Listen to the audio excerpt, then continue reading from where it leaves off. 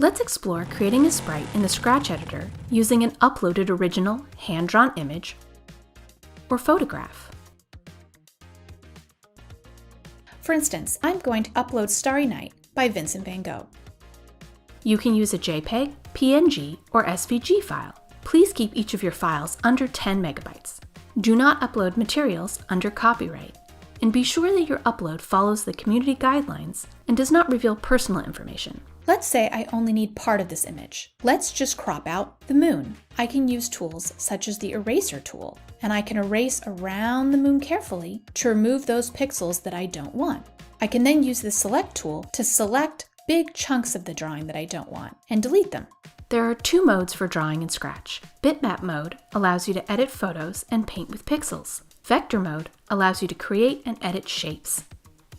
JPEG and PNG upload in bitmap mode.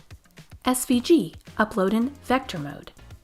You'll know if you are in bitmap or vector mode because there is a button at the bottom of the screen that will say convert to bitmap or convert to vector. Or perhaps I've made a drawing of my own that I want to upload. This mouse has been edited so there's no white background. It is best if the images you choose have a transparent background, such as a PNG with a transparent background or SVG file. You can remove the background using the tools in the Scratch Paint editor after a file has been uploaded, or before you upload the file using online tools or software.